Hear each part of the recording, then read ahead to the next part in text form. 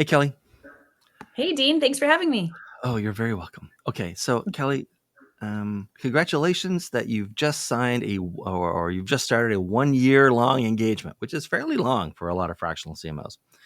But it's going to be a 1 year long engagement. Today's day one, and I want to have you tell folks who you are, and then tell them what you normally see problem wise or opportunity wise in the first 90 days or when you first show up at a new client.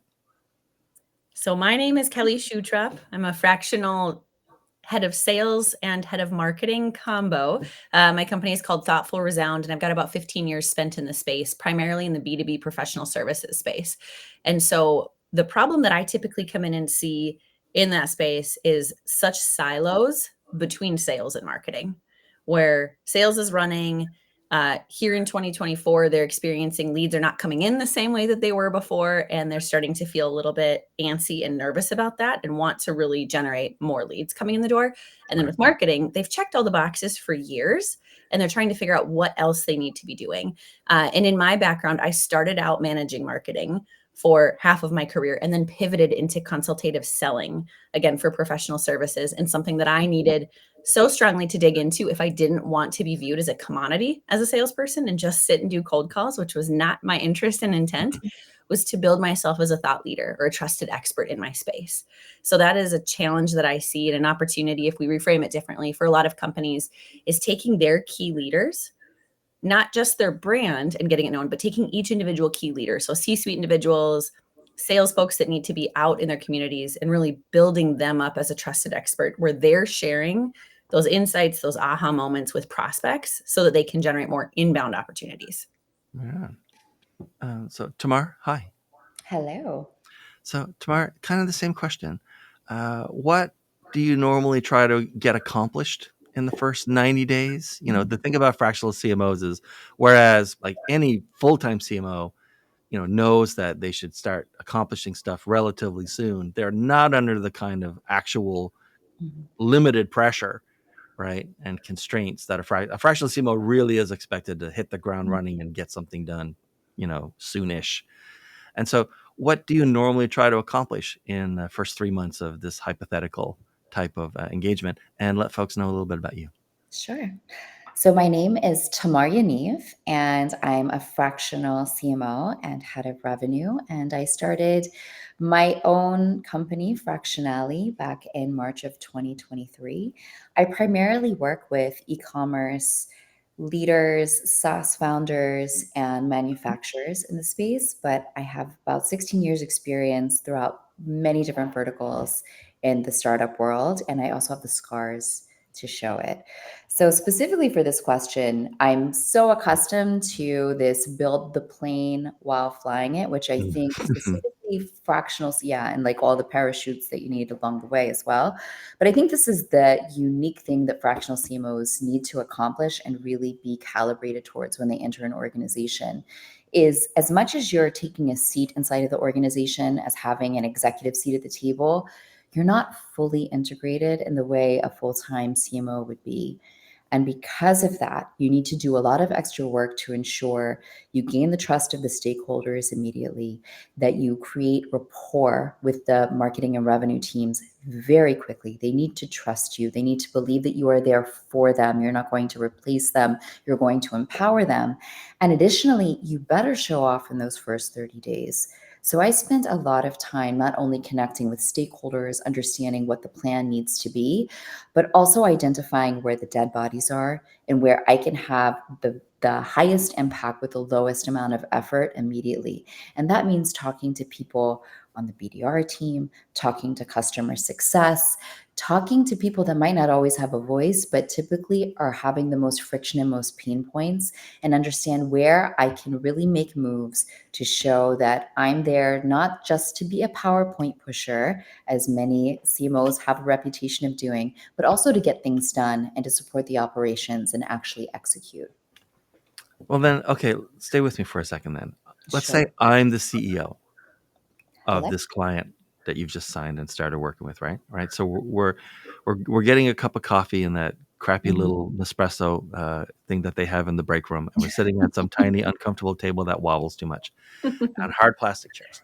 And I say, hey, so I've never had or worked with any Mhm. kind of CMO before. Right.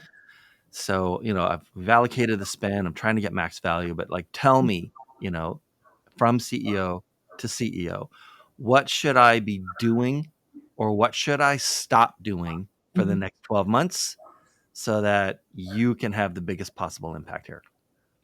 So I think the most important thing is there needs to be a very short communication and feedback loop Mhm. between the CEO and the fractional CMO, and they need to make space for that because otherwise you end up operating as just another kind of agency inside of the organization, chasing answers, trying to get sign off, trying to get the autonomy and the power to make the decisions that you need to make. So you need that CEO to be on board with regular communication cadences to ensure that you can really have his input, that you can be very aligned. Also, his second or her second most important job is creating space to ensure that you are able to execute and move things and get things done. Again, if you're just coming with a lot of plans, a lot of ideas, a lot of PowerPoints, and not able to actually integrate inside of the organization to manage the team, to have the right people, process, platforms in place, you're going to just continue to operate as an outsider and not be able to be as effective as possible. Also, with a limited amount of time. Typically, Right. fractional CMOs are not full time inside of an organization. And Kelly, if I'm the CEO of this company, what should I be doing or not doing to either like enhance your strengths or at least to stop muting your strengths? Sure. Now, typically, the CEO is the one who brings in the fractional Hmm. CMO, so they already believe in what can be accomplished Yeah. and understand the track record. Oftentimes, the rest of the company may not have that visibility yet.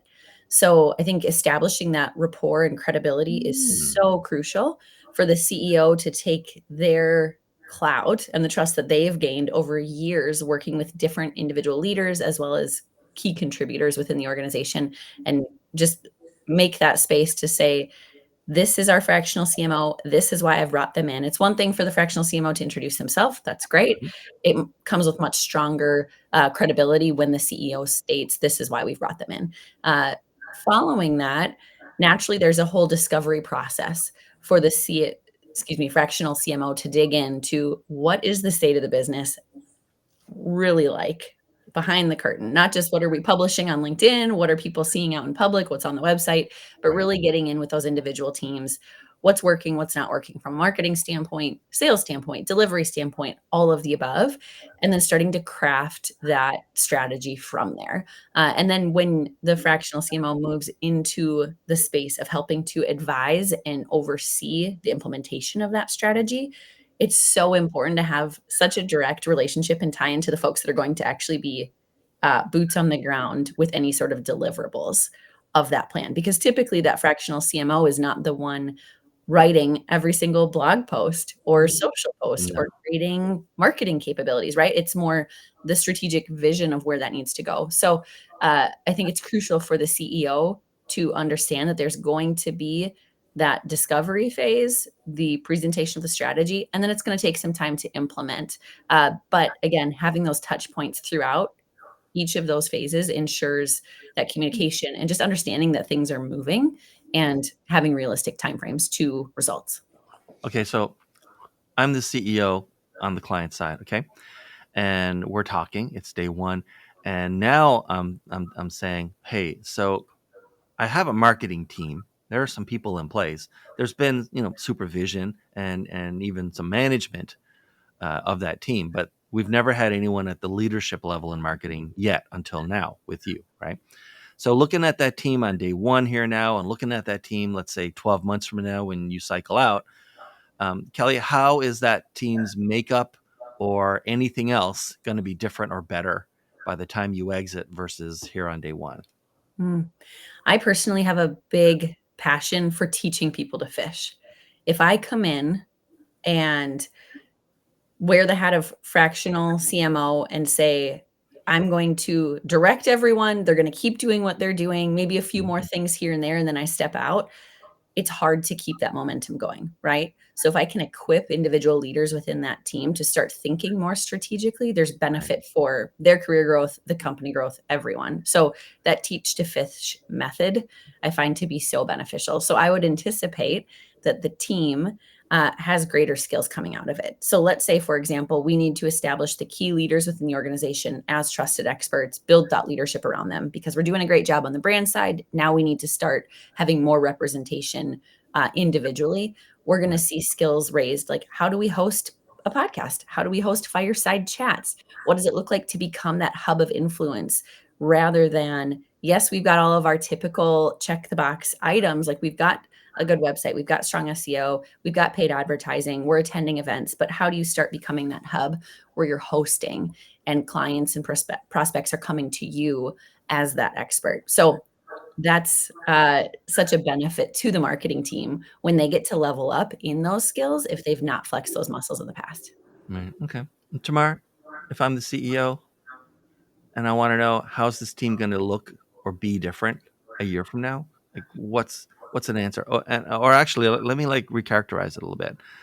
How often do you need or end up needing to like rebalance a team, like contractors versus full timers, insiders versus agencies, that kind? And I'm sure you show up with like a Rolodex of specialists that you have in case you need to like cherry pick one of them and say, hey, we need some help on SEO or whatever. Like how often do you end up sort of remixing the team at a client? It's really dependent on what's already there. And yes, you're right. I do have a long bench of subcontractors that I trust that I know can deliver it. I think every fractional CMO or revenue leader should.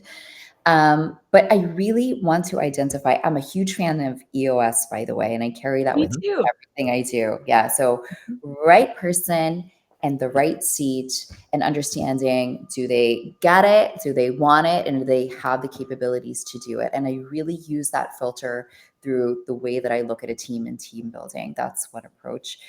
Almost always, I do need to help with the hiring process of bringing more people in-house. There are certain roles, and based on the individual organization, that will just serve better by having someone really take ownership of the success of the information, and to raise up a leader that will own that strategy, that will own the success. I'll say also my leadership approach is I'm very much a servant leader, but I'm also kind of like a stage mother. So, and I just realized this about myself. I really am sitting on the sidelines, encouraging, cheering. I want to become the number one cheerleader for my team. I want them to tie together as individuals, even contractors. How is this serving you in the future and your goals? So you are now sitting as a content writer inside of the organization. What are your career goals? Mm-hmm. How do we also check the boxes for you and what you want to accomplish so that they begin to tie together their vision of themselves inside of the organization? And that's how I approach team building, how I approach setting up a team for success. There's a lot of emotional connection there and support, which I think women in leadership have oftentimes a really strong approach. And I definitely lean into that.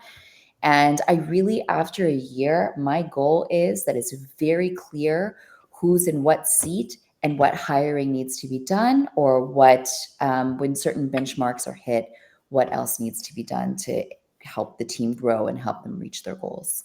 All right. So then now it's the easiest part of the entire podcast because I'm just going to have you fill in a blank. So easy. Everyone loves this question. Nobody loves this question. The question is, many clients just don't understand blank. Many clients just don't understand that they need their key leaders and their sales team to have a strong brand in the market beyond simply their company brand having strength. Because people love to develop relationships with individuals. And especially if you are in an industry where it's more of a consultative sales process Mm-hmm. and it's going to be lengthy, your prospect likely knows that you and your competitors are worth considering. So let's say they know you you're a part of that conversation from the beginning, there's a lot of that nurturing that will take place in the sales process that happens at the individual level naturally, right? And if people don't know about you, of course, we want to have more people know about you from a lead generation standpoint. But it's one thing for a prospect to say, wow, this company looks like they know what they're doing. They're buttoned up, looks sharp.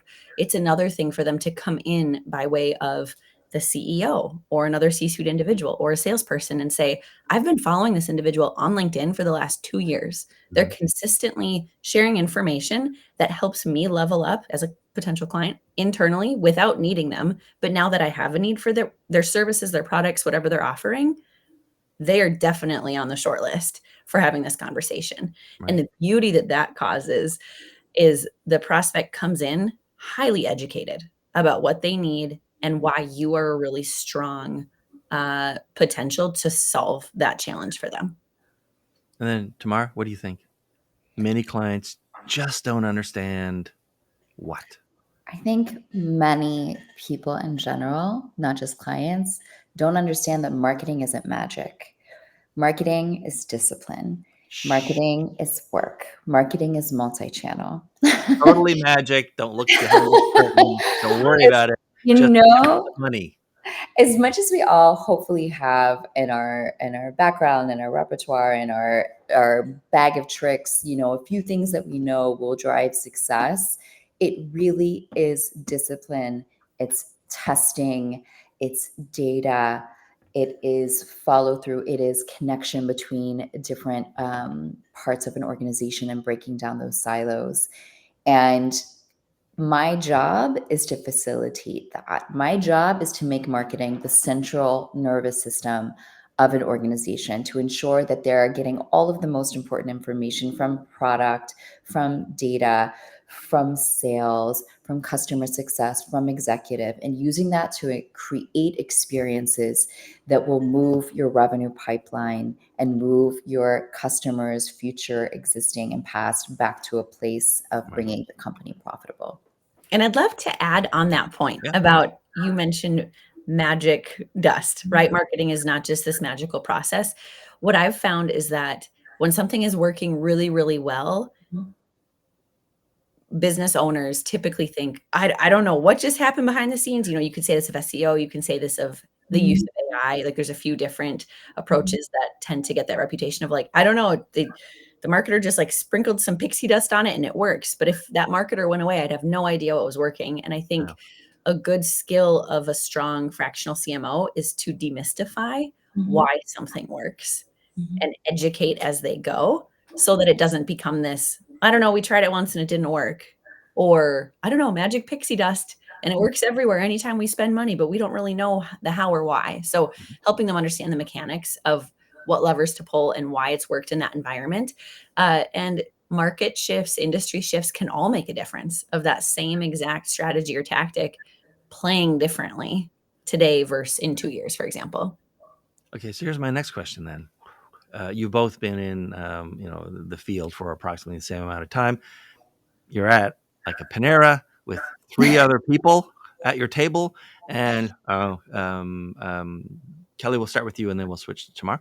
So, like the other three, they sort of invited you here because they just became fractional CMOs last week, and so they want you to finish this question, which is: new fractional CMOs need to understand that. New fractional CMOs need to understand that the easiest way to grow your business and benefit the companies that you want to support is to have a strong network in that Mhm, space. So if you come out of a space, you've grown up in a specific industry, you are naturally going to have more connections there. mhm, It's also crucial to have been a thought leader in that space already if you want to attract inbound leads. So I've been in this space for about a year. I've worked with a dozen clients. Each of them have found me either through past relationships mhm, or referrals. And it's a beautiful thing, right? And I think there's two models of approaching a fractional CMO book of business. One is outbound and one is inbound. And of course, most have a combination of both. mhm. So I think it's so important to, as you're launching and you launched last week, look at your short list of people who have been your supporters, people that you've worked with in the past, people that you've stayed in touch with from a networking standpoint, and share with them what you're doing, what you've launched, how you can support them, how you could support other people in their networks, because that ripple effect really does drive a lot of referral business. And then Tamar, what do you think? New fractional CMOs don't understand that what? I'm not sure what they do or don't understand, but the two pieces of advice that I would offer from my own experience would Mm-hmm. be it's really important as any marketer and any organization to market yourself inside of the organization. A lot of times, especially organizations that are ready to bring in a fractional CMO, they don't have infrastructure already for those internal comms to share what's happening, to share the wins, to create that story of what marketing is doing that's winning, what the roadblocks are, et cetera, et cetera. It's your job to advocate for what you're doing and tell your Right. story. The second piece of advice that I would give is you need to find a beautiful balance between fearlessly speaking up when things aren't working, when people aren't working, and be that executive leadership that sometimes has to have very hard conversations or give very hard truths, and balance the fact that many will still see you as a sort of agency that needs to people please. Mm-hmm. Don't be afraid to speak up and be fearless when the time comes, and also be very conscientious of where you've been positioned inside of the organization. Okay, so Tamar, I'm going to give you a first crack at this. Okay. The, one of the concepts around the podcast is the guests are not curated, in that we don't like deliberately put specific people together. In fact, it's completely random. Everyone chooses which time slot they're going to drop in. They have no idea who the other guest is. I don't know who the guests are going to be typically. And then we're in. Bang. I've met everybody and talked to everybody, but I don't know which particular podcast slot they're going to be in, which means everybody ends up in a podcast with another person in the same field doing roughly the same kind of work usually, and but doesn't know them and has never had any experience with them. So this is the opportunity. We only started doing this in season 5. This is episode 114, so we're in season 5, right? So like you can ask Kelli any question you want. Kelli's on the hook to answer it, and then she's going to ask you one. I love it. So, first of all, Kelli and I had the pleasure of getting to know each other briefly before this podcast. And the thing that stands out the most to me, other than her wonderful expertise that I've learned more about during the recording, but also that she is also balancing being a mother to a very young child while working in her fractional business. And what I want to ask her is, how do you find the balance, and how does this setup support you and also your goals in growing your family? That is a lovely question. Mhm. And for context for everyone, I have a 4.5-year-old and a 3-month-old. So I actually just rolled in from a maternity leave. I chose purposefully to do a Mhm. self-funded 3-month maternity leave, which was a decision in and of itself as a solopreneur. And I was so thrilled to have the opportunity to make that decision. Now, the balance has been quite beautiful, because as I've stepped into this space of being a fractional head of sales and marketing, I've been able to be pretty selective of the clients that I'm working with. Just like they're selecting me, I'm choosing them as well. So I'm working with really good humans who have a lot of grace for just life things that may come up, right? I haven't had anything too crazy arise yet, but when it comes to kids, and I know everybody has experienced this post pandemic, there just needs to be a bit more flexibility. Now, uh, I'm blessed to have a really good support system with childcare, so I'm able to plug in. But even just the process of feeding a baby and all of the things that go along with that, it's really nice to be able to juggle my own schedule, right? I've got a number of clients that I work with consistently on a fractional basis, other clients that come in from a project basis. So it's really helpful just for me personally and for my family that I'm not sitting at a classic 8 to 5 desk. And if I step away for 15 minutes or 30 minutes, something's going to blow up, right? Like I know and I can gauge what each individual client needs when I'm in meetings with them, what deliverables I'm providing to them. So it's been really, it's been quite a beautiful season for this. All right, and then Kelli, your question for tomorrow.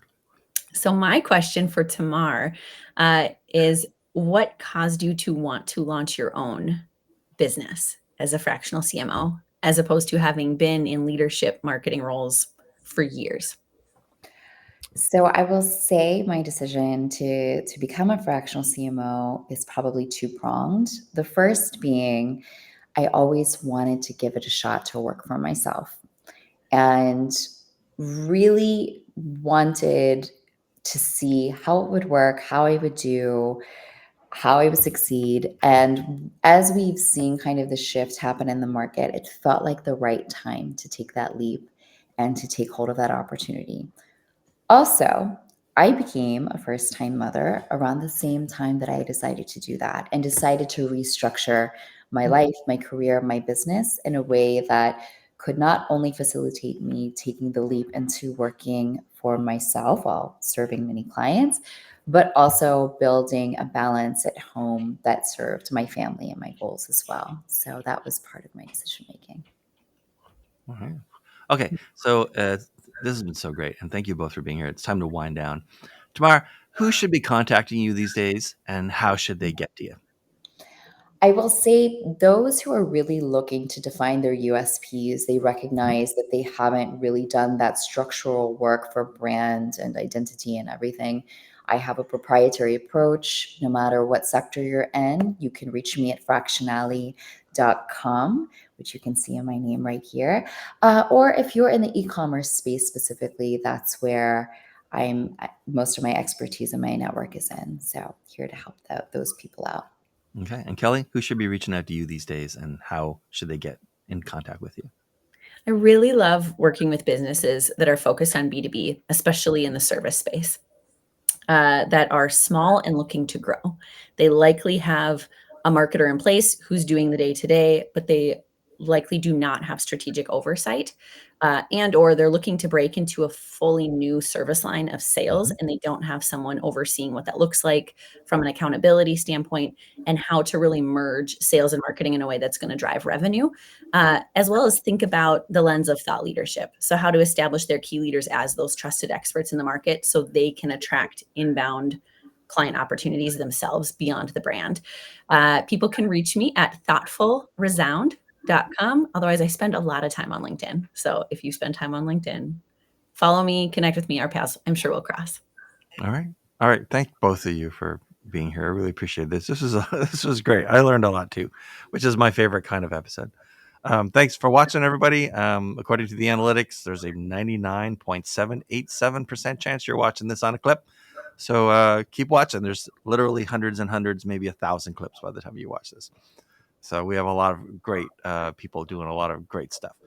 Thanks, Kelly, and thanks, Tamar, and thanks, everyone. See you next time.